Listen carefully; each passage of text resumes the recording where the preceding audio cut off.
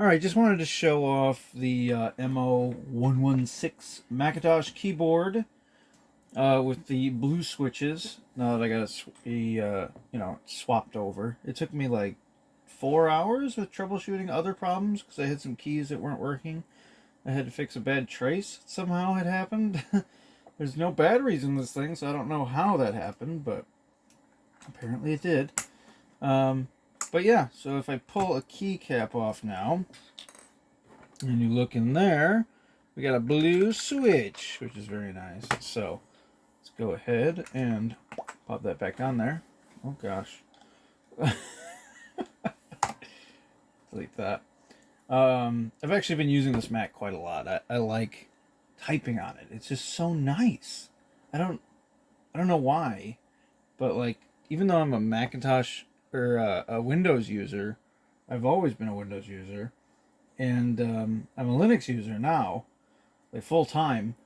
Uh, I really like this Macintosh. It's just so cool. They're just so fun. I really wish Apple made products that were actually fun still, because I would be tempted to buy one of their computers because the interface is actually pretty nice once you get used to it. So, but anyway, let's go ahead and type test this thing.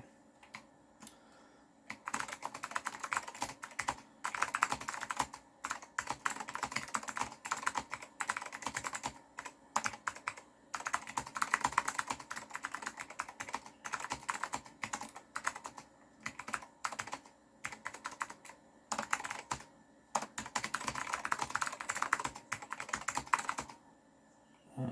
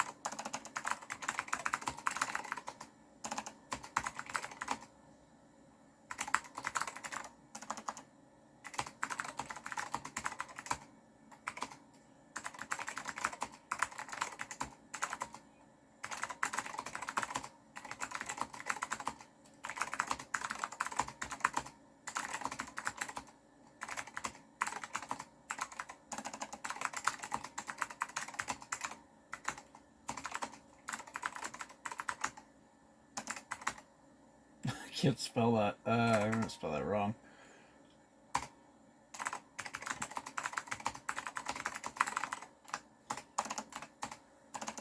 Man.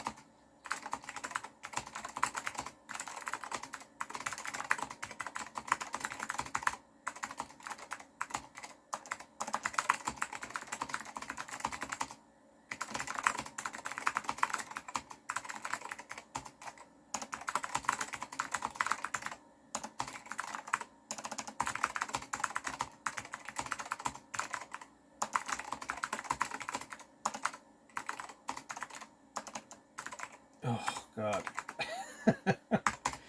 Not doing a very good job, am I? But you get the idea. So it sounds nice. It just is nice. It feels nice. It's amazing. It's so much better than the crappy rubber dome this machine came with. Here, let me grab that one. Ugh, here it is. Oh no, this isn't it. This is, well, it is the model, but here, this is the one it came with. And while it's not terrible, it is gummy feeling. Yeah, it's a rubber dome. You know, I mean, it sounds bad, it feels bad. It is bad, you know? And it's a shame that they cheaped out like that, because these Alps keyboards are nice when they're in good condition, and this one's in pretty good condition. And the sliders I swapped in from the other keyboard, which is just a regular AT keyboard, were in pretty good condition also. I got lucky there. I found that one in the trash, and it ended up being the perfect owner for this, because frankly I'm probably going to use this a lot more, because on my PCs I tend to like to use the original keyboards, my vintage PCs. So being able to swap the keys that I want into an Apple original keyboard for my Macintosh is pretty cool. I mean, it's unfortunate my Packard Bell and other mid-90s computers had those crappy rubber domes, but I mean, it is what it is. But yeah, so hopefully you found this interesting. I'm King Corduroy. At some point I will make more videos. I just haven't lately. You know, between work and other stuff, I just haven't had the time or you know, desire to really do it. You know, it takes effort, you know. I could have filmed this whole process, but my area is messy usually, and I just would rather get on with it and do it than film it. So that's why I don't really film repair things. At some point I probably will. I have other machines I'm going to recap. And I'll probably film that, because that's pretty cool. Being able to do surface mount soldering has really changed my perspective on what's fixable. Now anything's fixable pretty much, or you know, a lot closer. So you know, now I'm fixing pads and jumping traces and stuff. So it's pretty cool. It's a big jump for me in confidence. But anyway, so I won't go on much longer. Hopefully you like this, and that's it. So yeah,